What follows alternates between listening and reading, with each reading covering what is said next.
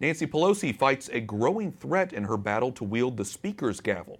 16 Democrats, including 5 incoming freshmen, pledged to vote for someone else. The Speaker of the House sets the chamber's agenda and is third in line to the presidency. Capitol Hill correspondent Jason Calvi tells us about Pelosi's fight to reclaim the title. Jason? Wyatt, Democrats in January will have at least 232 House seats. Pelosi will need 218 votes overall to become Speaker. That means she can only afford to lose 14 Democratic votes if all Republicans oppose her. Now, 16 Democrats say they don't want a Speaker Pelosi, but no one yet has jumped in to this race. Say to everybody, come on in, the water's warm. 16 mostly moderate Democrats on the record calling for new leadership. They write, "We promise to change the status quo, and we intend to deliver on that promise." But Leader Pelosi's campaigning hard to reclaim the speakership, a job she held from 2007 to 2010. Do you have the votes to be elected Speaker?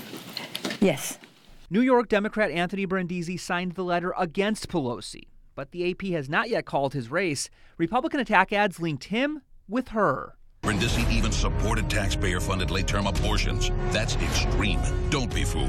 Anthony Brindisi is a Cuomo Pelosi puppet. Similar attacks didn't stop these Democrats from winning. Abigail Spanberger is with Pelosi, not you. Pelosi and Rosen, two liberal politicians sharing the same tax-raising agenda. Now Pelosi touts endorsements from NARAL Pro-Choice America and Nuns on the Bus leader, Sister Simone Campbell. I don't think it's a good policy to outlaw abortion. Pelosi herself signed the bus, but CatholicVote.org's Joshua Mercer challenges Sister Simone.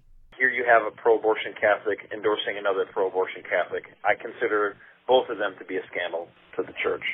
With Pelosi's leadership threatened, President Trump offers to help.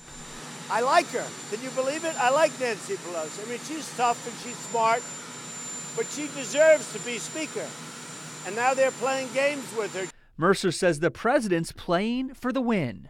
He likes a little bit of hijinks in his politics, and I think exactly the reason why he is trumpeting Nancy Pelosi is because, he knows he can use her as an effective foil to run against in 2020.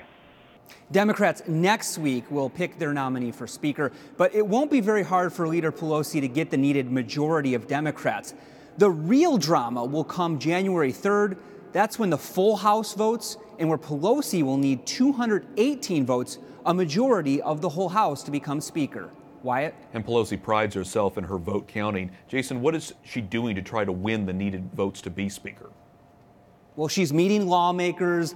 She can lure some with committee appointments or rule changes that they might favor. Pelosi is helped by Democrats flipping up to 40 GOP seats in the House. She could also convince those who campaigned against her to vote present, which that means really Pelosi could become Speaker then if they vote present with less than 200 yes votes, 218 yes votes, Wyatt. Okay, we'll be following that, and we'll have a little bit more analysis later on in the broadcast. Correspondent Jason Calvi reporting. Thanks, Jason.